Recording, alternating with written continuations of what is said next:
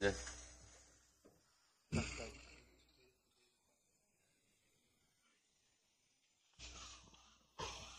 이재명 당대표의 속개 선언으로 더불어민주당 232차 최고위원회 회의를 속개하겠습니다. 네, 회의를 속개하겠습니다.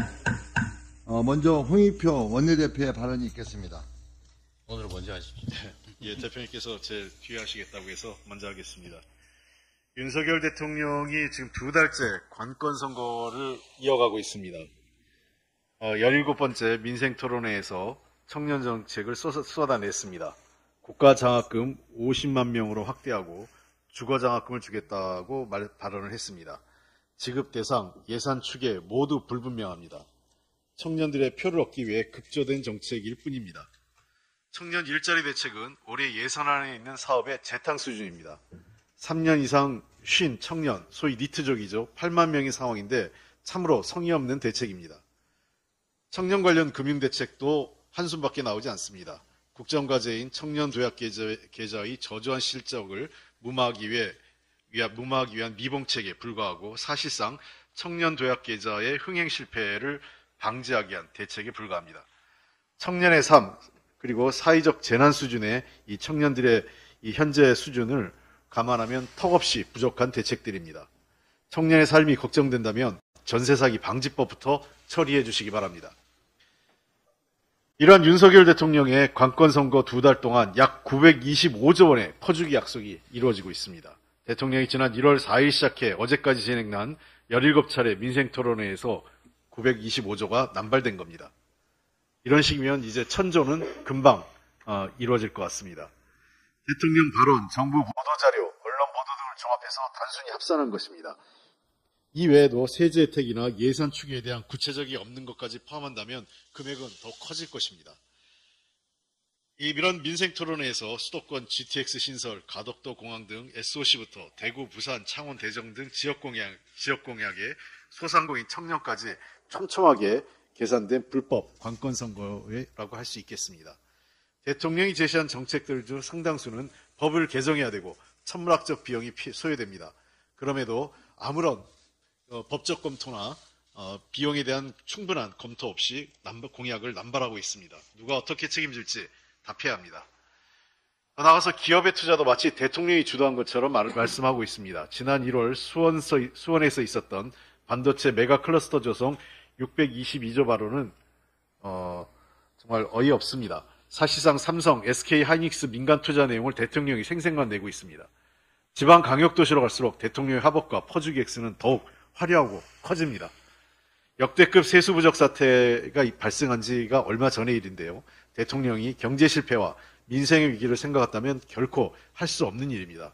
전국을 누비면서 공수표를 남발할 게 아니라 빨간불이 켜진 경제와 민생의 근본적인 대책을 내놓아야 합니다.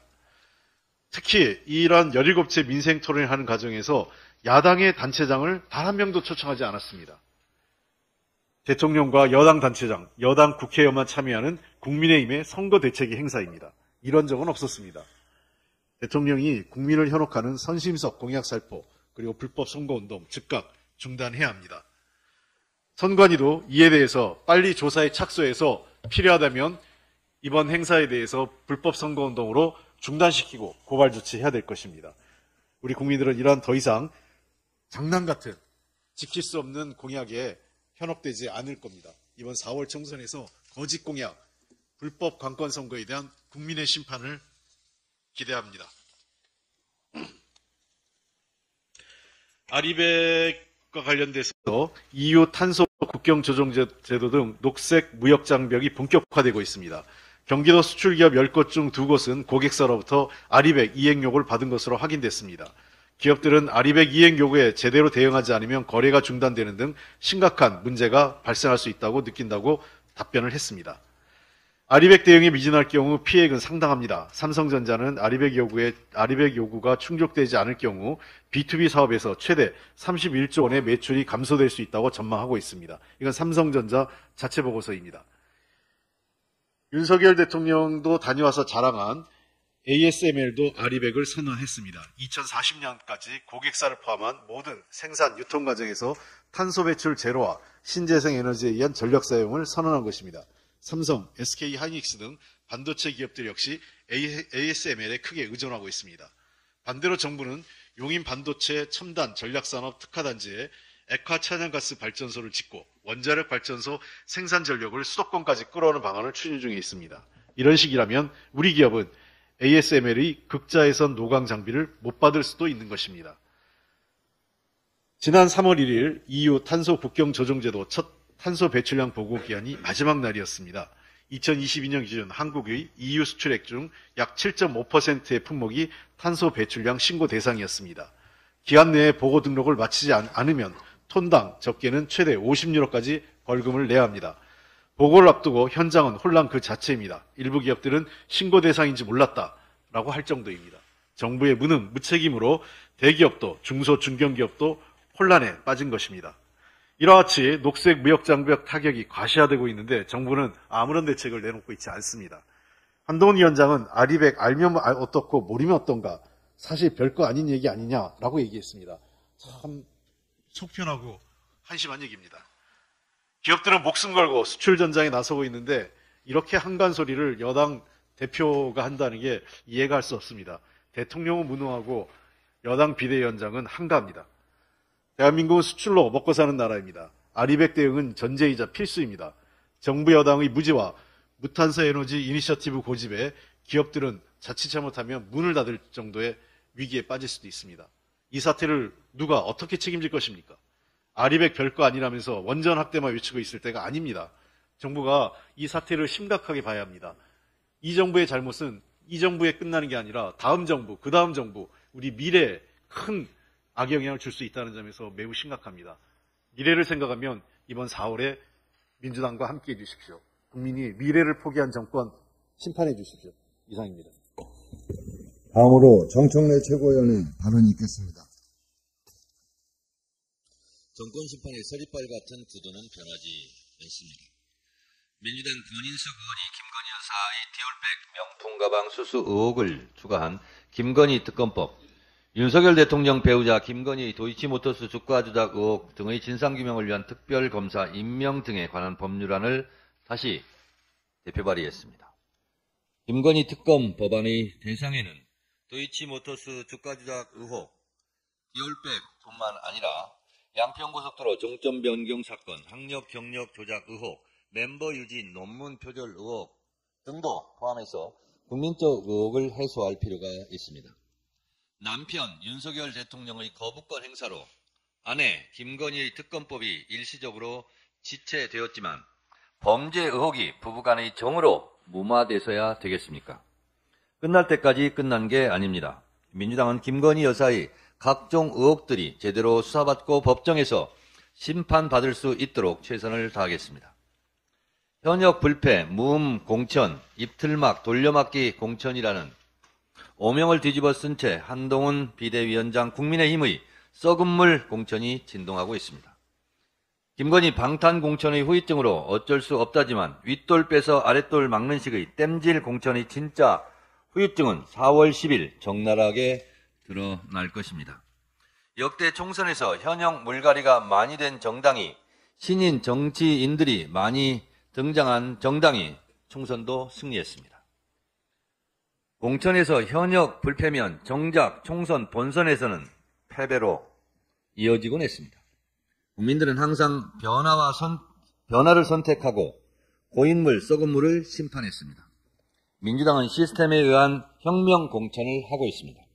수십 가지 항목에 의한 국회의원들에 대한 시스템 평가, 신질의 진출을 가능케 하는 시스템 경선을 통해 현역 물갈이 포기, 국민의힘의 고인물, 썩은 물 공천을 압도하고 있습니다.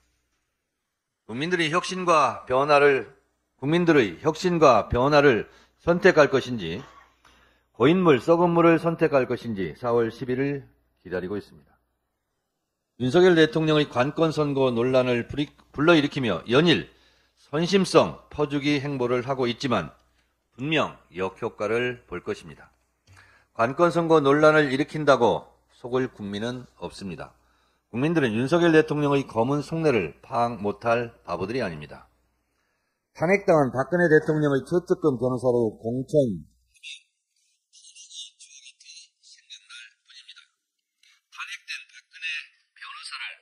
공천하는 걸 보니 국민의힘이 다급한가 봅니다.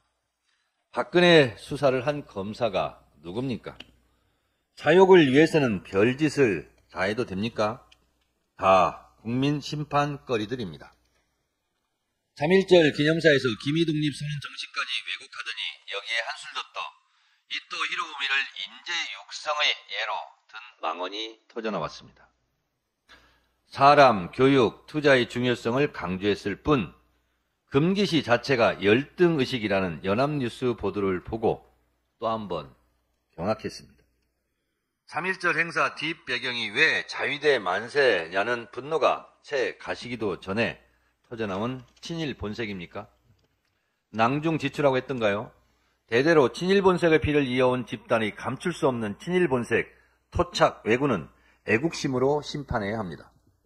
이번 총선은 못살겠다 정권 심판의 깃발 아래 이게 나라냐, 이건 나라도 아니다는 분노로 나라를 구하는 심정으로 애국심 투표를 하는 선거입니다. 애국심 투표로 나라를 구합시다. 민심에 대한 언론의 융단 폭격에도 정권 심판의 서리빨 같은 구도는 변함이 없습니다. 가장 많은 샘플과 가장 많은 돈을 들여 비싼 게 정확하다는 여론조사 꽃에서도 정권 심판, 민주당 우회의 구도는 변하지 않았고 어제 발표된 MBC 패널 조사에서도 정권 심판의 구도는 변하지 않고 있습니다. 판넬을 보시겠습니다. 판넬에서 보듯이 지역구 투표 의향 1, 2, 3차 조사에서 국민의힘은 30%, 30%, 30%, 31%이고 민주당은 41%, 40%, 44%, 45%로 우위를 점하고 있습니다. 견고합니다. 총선 성격 인식에서도 정권 견제, 즉 정권 심판이 59%, 정권 지원은 37%일 뿐입니다. 국민 여론을 호도하려 하지만 국민은 현명하고 위대합니다. 정권과 일부 언론이 결탁하여 민심을 흐리고 있지만 민심은 변하지 않고 있습니다. 국민들을 바보 취급하지 마십시오. 국민을 졸로 보지 마십시오. 대한민국의 주인은 국민입니다. 국민이 반드시 정권을 심판할 것입니다. 이어서 박찬대 최고위원의 발언이 있겠습니다.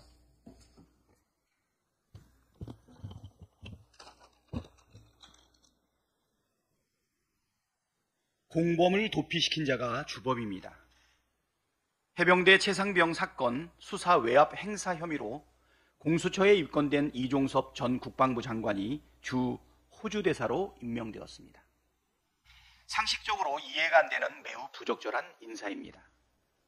이종섭 전 장관은 직권남용과 권리행사 방해 혐의로 공수처에 고발된 핵심 피의자입니다. 공수처가 관련자들을 강제로 강제 수사하자 핵심 피의자를 외국으로 빼돌려 수사를 방해하기 위한 것으로밖에 해석이 되질 않습니다. 그동안 해병대 최상병 사건 수사에 외압을 가한 몸통이 윤석열 대통령이라는 정황과 진술이 이어졌습니다. 해병대 수사단장이었던 박정훈 대령의 작년 12월 법정 진술에 따르면 윤석열 대통령은 작년 7월 31일 대통령 주관 수석보좌관 회의 시 국방비서관으로부터 해병대 1사단 사망 사건을 보고받으면서 경로하여 바로 국방부 장관 연결하라고 하였고 국방부 장관에게 이러한 일로 사단장까지 처벌하면 누가 사단장을 할 수 있겠냐고 질책했습니다. 윤석열 대통령이 해병대원 사망 사건에 대해 초기 단계에서부터 유족 동향을 비롯한 상세한 보고를 받은 정황도 드러났습니다. 주범이 공범을 해외 도피시키고 자신을 향한 수사를 방해하는 모습이 마치 조폭 영화를 보는 것과 같습니다. 특검을 거부하는 자가 범인이고 공범을 도피시킨 자가 주범입니다. 김건희 특검을 거부하고 최상병 수사 외압 핵심 피의자를 도피시킨 자가 누구입니까? 나라를 농락하고 국민을 우롱하는 이런 저열한 행태, 지구 끝까지라도 쫓아가서 반드시 심판해야 되지 않겠습니까? 민주당의 힘을 모아주십시오. 최상병 사망 사건의 진실을 밝혀내고 수사 외압 몸통을 찾아 법의 심판대에 반드시 올려놓겠습니다.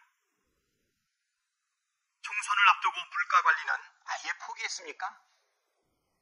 윤석열 대통령이 총선을 앞두고 사실상의 관건 선거 운동에 앞장서고 있습니다. 이것도 퍼주겠다, 저것도 퍼주겠다고 포퓰리즘 공약을 남발하고 다니는데 윤석열 대통령 입으로 하겠다고 한 약속을 다 지키면 나라가 금방 거덜이 날 판입니다. 그처럼 금과 옥조처럼 여기던 건전, 재정성 원칙은 다 어디로 사라졌는지 포퓰리즘을 극도로 비난하던 보수 언론들은 왜 잠잠한지 의문입니다. 대통령이 지키지도 못할 포퓰리즘 공약을 남발하는 동안 물가 폭등과 금리 부담에 우리 국민은 등골 빠질 지경입니다. 지난해 우리 국민의 가구당 가처분 소득 증가율은 1.8% 상승에 그쳤는데 소비자 물가 상승률은 3.6%나 됩니다.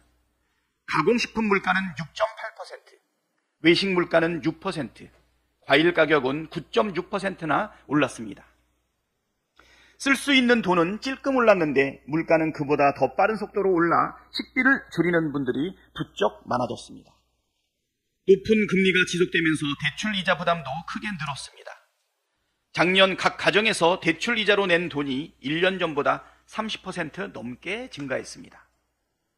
자영업자 대출 가운데 원금 또는 이자 상환이 3개월 이상 연체된 금액도 1년 만에 18조 원에서 27조 원으로 50% 가까이 급증했습니다. 윤석열 대통령 취임 2년 만에 나라 꼴은 엉망, 경제는 폭망, 민생은 파탄났습니다. 국민 여러분께 묻고 싶습니다. 지난 2년 살림살이는 좀 나아지셨습니까? 경제 폭망, 민생 파탄, 윤석열 정부 이대로 괜찮습니까? 이대로 못 살겠다면 이번 총선에서 확실하게 심판해 주십시오. 못 참겠다, 심판하자. 못 살겠다, 심판하자. 이상입니다. 이어서 서영교 최고위원의 발언이 있겠습니다. 최수근 상병이 주검이 되어서 돌아왔습니다. 최수근 상병이 왜 주검이 되어서 돌아왔습니까? 최수근 상병 관련해서 박종훈 대령이 수사를 했습니다.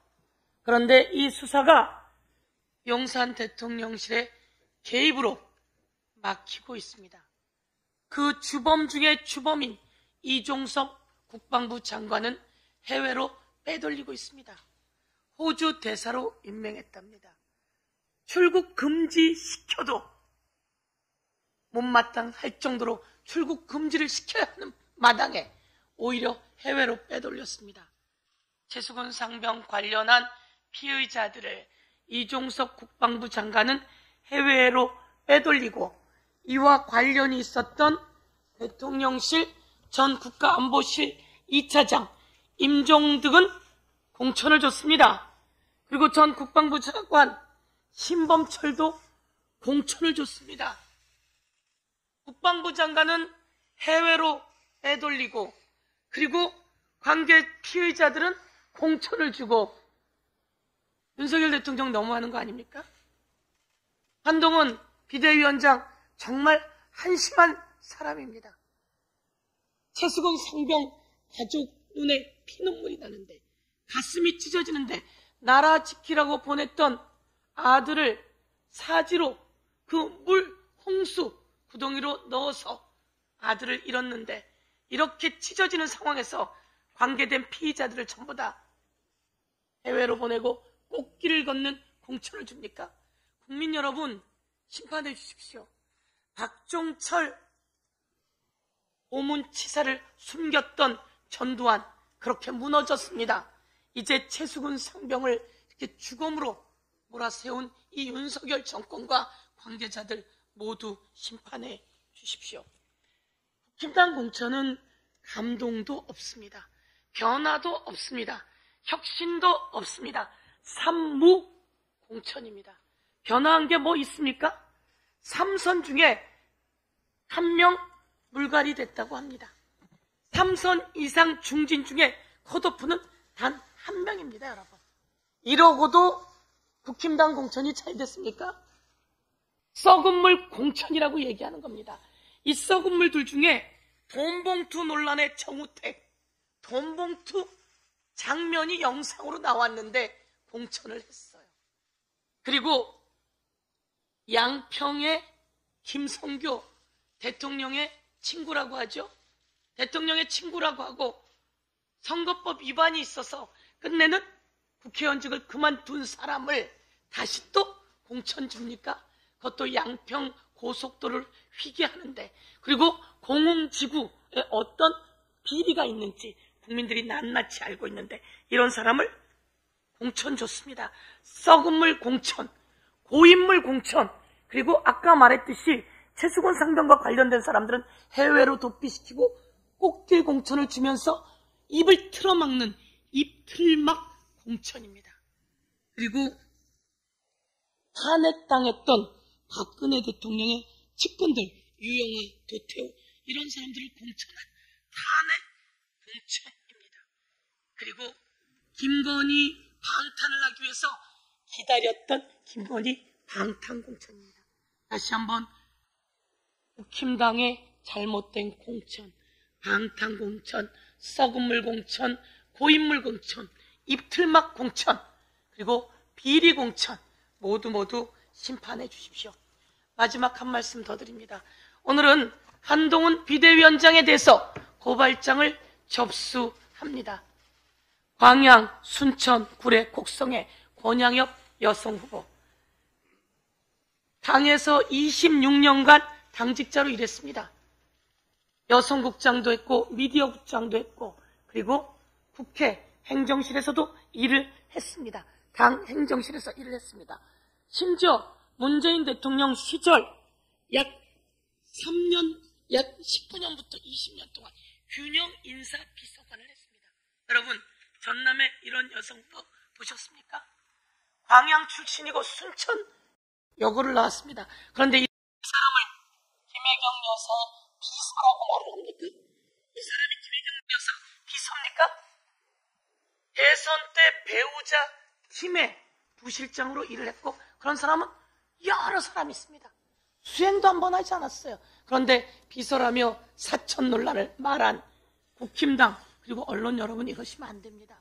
국힘당 한동훈 비대위원장 법적 조치 취하고 제가 함께 일을 했던 권양엽 우리 여성 후보에 대해서 이렇게 여성 후보를 비하하고 폄훼한 것에 대해서 확실하게 심판하고 책임을 묻겠습니다. 오늘 한동훈 비대위원장을 고발하고 법적 책임 묻겠습니다. 이어서 장경태 최고위원의 발언이 있겠습니다. 요즘 국민들께서 디올백 말씀 많이 하고 계십니다. 김건희 여사가 받은 디올백뿐만 아니라 훼손된 민주주의에 대한 복원, 입틀막, 언론 환경에 대한 복원 등 대한민국을 되돌려달라는 말씀을 많이 하고 계십니다.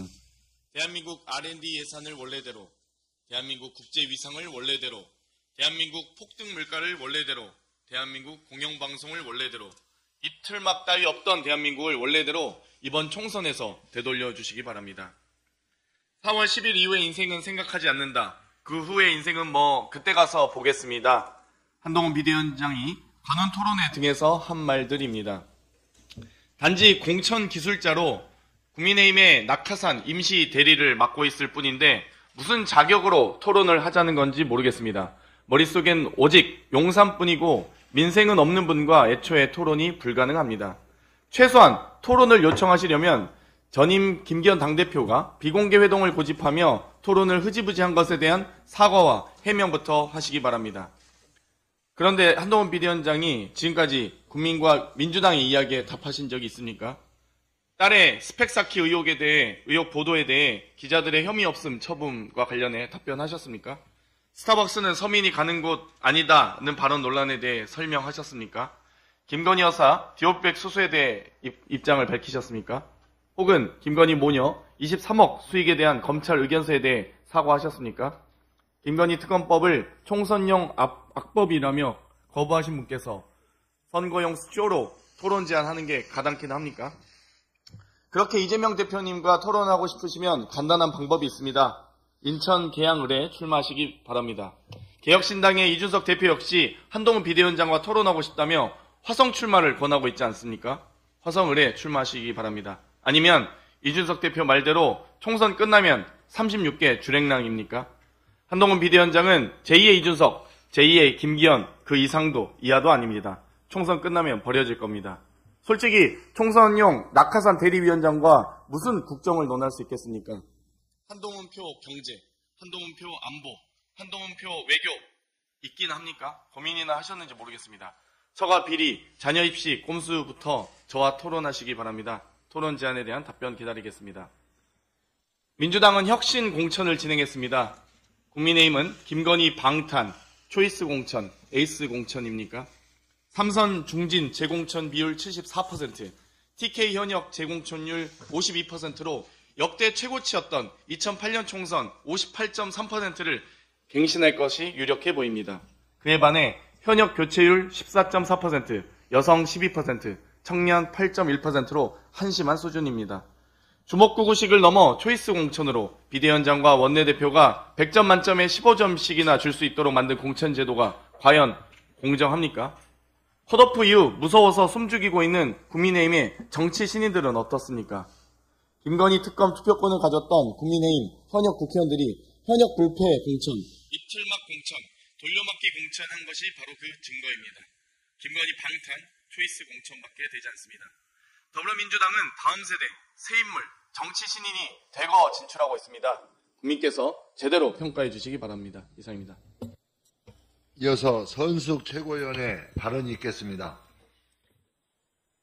민주당의 혁신 공천 시스템은 4가지 특징이 있습니다. 첫 번째, 선출직 평가 시스템을 통해 현역 의원들에 대한 다양한 항목의 절대평가를 실시합니다.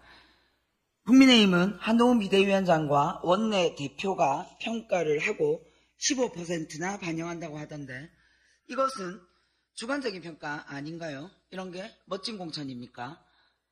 두 번째, 사전 검증을 강화했습니다. 카페업자로부터 뇌물을 받는 CCTV가 공개되었는데도 공천받고 대통령 처가 땅 특혜 의혹에 관련되어도 공천받고 취업비리에 연루되어 상대당을 탈당한 사람도 받아들여 검증 없이 공천하지는 않습니다. 세 번째, 현역 경선을 원칙으로 했습니다. 민주당의 현역 경선은 72곳으로 43.4% 과반에 육박합니다. 현재까지 치러진 26곳의 경선 지역 중 10곳에서 현역 의원이 탈락해서 38.46%로 역대 최고입니다. 향후 현역 경선 예정 지역 48곳도 지켜보아야 합니다. 반면 국민의힘은 현역 의원 전체 114명 중 현재까지 47명을 단수 공천했습니다. 41% 정도 됩니다. 아직 공천 진행 중임을 감안하면 단수 공천 비율이 앞으로 더 늘어날 것으로 보입니다. 네 번째, 양자 경선 및 결선을 도입해서 현역 의원의 경선 기득권을 제한했습니다. 206곳의 후보를 확정해서 공천이 81% 진행된 국민의힘을 보겠습니다. 3월 5일까지 삼선 중진 재공천 비율은 74%입니다. TK 지역 현역 재공천율은 52%. 지역구 현역 의원은 현재까지 13명이 교체되어서 교체율은 14.44%에 불과합니다. 여성은 12%, 45세 이하 청년은 8.1%로 홀대당하고 있습니다. 박근혜 전 대통령의 변호인인 유영아 변호사 공천은 탄핵 공천으로 봐야 하는 거 아닙니까? 윤석열 대통령과 한동훈 비대위원장의 공천 농단입니까? 한마디로 국민의힘은 고인물 공천, 탄핵 공천입니다. 민주당 공천을 비난하느라 여념이 없는 한동훈 비대위원장님, 아무리 급해도 제대로 된 비판을 해야지 가짜뉴스로 비난을 하면 되겠습니까? 전남 순천 광양 곡성 구례을 지역구 권양엽 후보님. 26년간 민주당 당직자로 일어나고 문재인 정부 인사비서관을 지냈죠. 짧은 대통령 선거 기간에는 배우자실 부실장 중에 한 명이었습니다.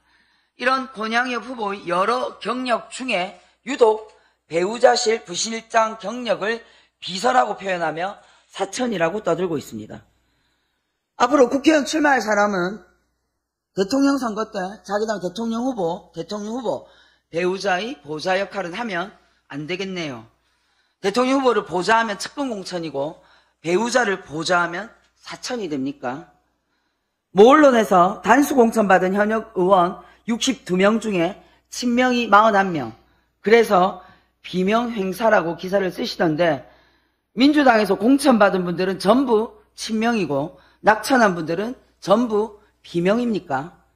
친명 41명의 근거를 제시하십시오. 그럴 자신 없으면 즉시 정정보도하십시오. 불응시 언론중재의 제소는 물론 업무방해와 낙선 목적으로 허위 사실을 공표한 것에 대해서는 고발 조치할 것입니다. 어제 이재명 대표가 긴급 기자회견에서도 말씀드렸듯이 민주당의 인내가 한계에 이르렀습니다. 공천과 관련한 가짜뉴스에는 단호하게 대응하겠다는 말씀을 다시 한번 강조하겠습니다.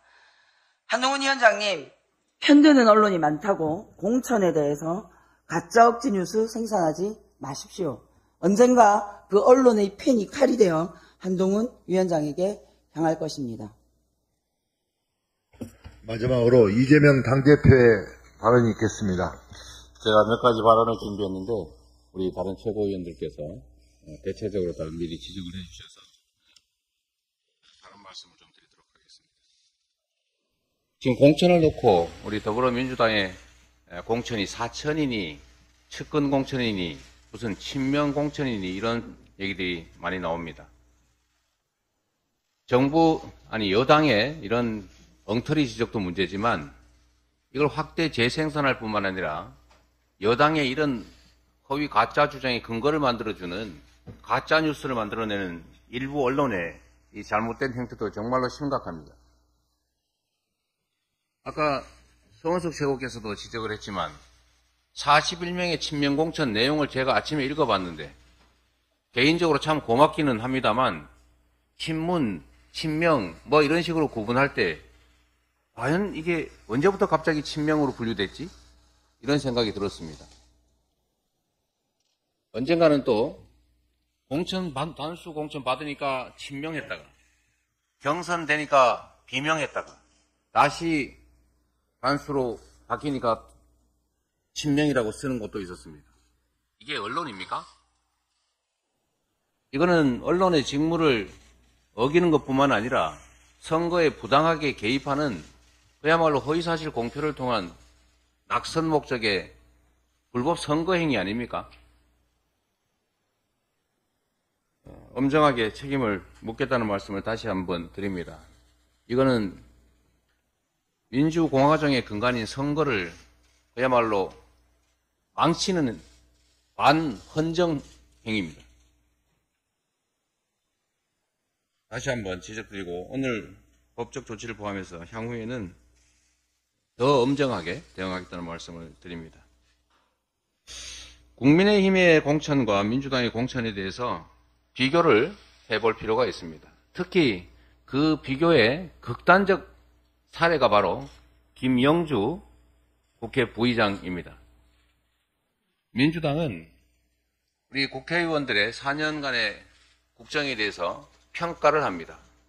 엄정한 기준에 의해서 객관적으로 평가한 결과 김영주 국회의원은 민주당이 그리고 국민들이 혐오에 맞지 않는 소위 채용 비리 혐의에 대해서 소명을 제대로 하지 못했습니다. 그렇기 때문에 이미 정해진 기준에 따라서 공직자 윤리점수에서 50점을 감점했던 것이고 그래서 배정된 점수 50점이 0점으로 된 것입니다. 주관적 평가를 한 것이 아니라 객관적인 정량 평가였습니다. 민주당이 시스템에 의해서 걸러낸 이 채용 비리 의혹이 있는 후보를 국민의힘이 영입을 해가지고 공천을 냈습니다. 그런데 권성동 후보도 어떻습니까? 유명한 취업 전문 국회의원 아닙니까? 제가 어디서 그 음악도 하나 기억이 나는데, 들었던 기억이 나는데, 그분도 공천받지 않았습니까? 국민들에게 취업시켜 주시려고 권성동, 김영주 이런 분들 공천하시는 겁니까? 이제 국민들은 그 두 분한테 줄 서면은 다 취업되는 것입니까? 뭐 이런 공천이 있습니까? 채용 비리 의혹 그런 점에 대해서는 걸러내야 함에도 오히려 영입까지 해가면서 공천하는 국민의힘 과연 제대로 된 공천인지 우리 국민들께서 판단하실 것입니다. 민주당의 공천은 이미 1년 전에 정해진 특별 당규에 따라서 그리고 작년 연말에 이미 확정된 평가 결과에 의해서 공정하고 투명하게 그리고 엄정하게 이루어졌습니다. 그 결과로 참으로 안타까운 일이지만 역량 있는 민주당의 다선 중진 의원들 상당수가 두 자릿수에 이르는 분들이 이 선으로 후퇴하셨습니다. 불출마하신 분도 계시고 경선에서 아깝게도 안타깝게도 패배하신 분도 계시고 또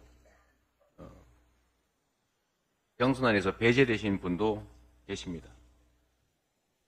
현재로서는 11분에 이릅니다. 참으로 안타깝고 가슴 아픈 일이긴 합니다만 새로운 신진 기회들에게 기회를 드리고자 하는 우리 국민들의 바램을 변화와 혁신 공천에 대한 우리 국민들의 기대를 반영한 것입니다. 이 과정에서 불가피하게 갈등이 발생합니다. 그 갈등은 변화를 위한 불가피한 진통임에도 그 진통을 마치 부당한 탄압이나 부당한 결과인 것처럼 또 내부에 엄청난 내홍과 분열인 것처럼 이렇게 왜곡 조작해서야 되겠습니까? 국민의힘 공천에 대해서 한쪽 마지막 더 저도 말씀드리겠습니다. 국민의힘은 우리 국민들이 지적하는 문제점들에 대해서 시정을 하거나 반성을 하기는커녕 오히려 그래 어쩔래 이런 태도를 보이고 있습니다. 아까 서영교 최고께서도 지적을 한 부분이긴 합니다만 우리 민주당 같으면은 돈 봉투 주고받은 거 확인되면 절대로 공천하지 않습니다. 이거는 공천 심사 대상도 아니고 적정 여부 심사 단계에서 이미 배제됐을 것입니다. 정우택 후보 단수 추천 받으셨던데 CCTV 영상에 돈 봉투 주고받는 장면이 그대로 찍혔지 않습니까? 변명이 또 가관입니다. CCTV 찍히는 그 장면에서는 분명히 돈을 받았는데 CCTV 없는 데서 돌려줬다고 합니다. 그리고 돈 봉투를 준 그 업자는 돌려받은 일이 없다고 지금 주장합니다. 그리고 상식적으로 생각해 보십시오. 돌려줄 것을 왜 받습니까? 제가 그 장면을 봤더니 사양하는 척하면서 쓱 집어넣더군요. 진짜 사양하면 되지 않습니까? 우리 민주당의 시스템에 따르면 심사 대상조차도 되지 못할 이 돈봉투 후보를 뻔뻔하게 단수 추천하는 것이 바로 국민의힘의 공천입니다. 고속도로, 양평고속도로 잊어버리셨습니까? 양평고속도로를 갑자기 대통령 처갓땅 근처로 확 바꿔버린 원희룡 국토부 장관 무관한 척하지만 지금까지 책임이 있는 것으로 드러나고 있지 않습니까? 지금 인천에서는 그런 걱정을 합니다. 이 GTX 노선 또 휘는 거 아닐까? 여러분은 걱정되지 않으십니까? 국가 권력을 이런 식으로 사적으로 남용한 의혹이 있는 이런 후보들을 또 단수로 또 과감하게 추천합니다. 사망사건, 그리고 해병 사망사건 은폐 의혹은 또 어떻습니까? 그 관련자들을 또 과감하게 공천을 합니다. 책임을 묻기는커녕 오히려 신범철이니 임종덕이니 이런 사람들 공천하고 있지 않습니까? 저도 한번 보여드리겠습니다. 빌려서. 국민 여러분, 이게 말이 되는 공천입니까? 국민들에게 뭐 먹으라 이러는 것입니까? 책임을 묻지는 못할 망정 꼭지를 열어줍니까? 이게 국민의힘의 공천의 실상입니다.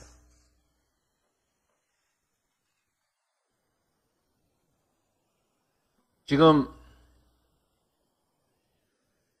총선을 앞두고 대통령부터 여당 주요 인사 그리고 일부 언론들의 이 불법 선거 정말 선거가 난장판이 되고 있습니다.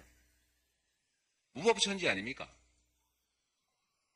대통령은 평소에 안 하던 간담회를 선거에 이르러서 이렇게 집중적으로 아니 대놓고 어쩔래? 이런 태도로 강행하고 있습니다. 선관위 뭐합니까? 대한민국의 헌정 질서가 통째로 무너지고 있습니다.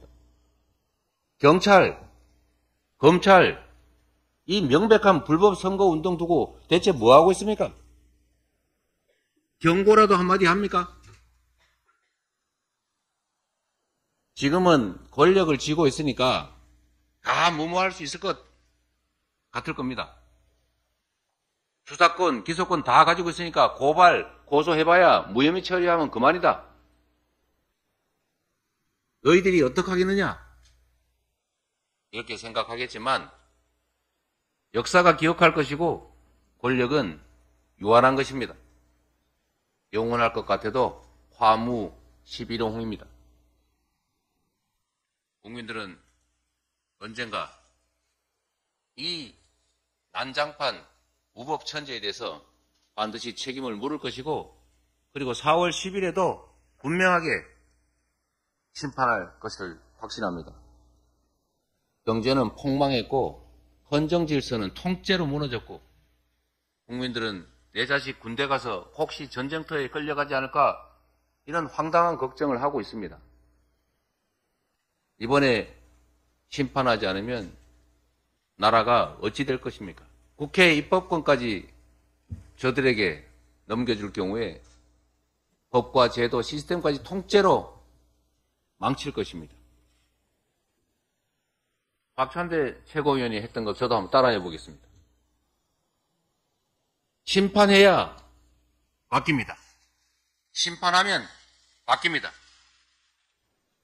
무능, 무도, 무책임 윤석열 정권을 이번에 반드시 심판해야 합니다. 회의를 마치겠습니다.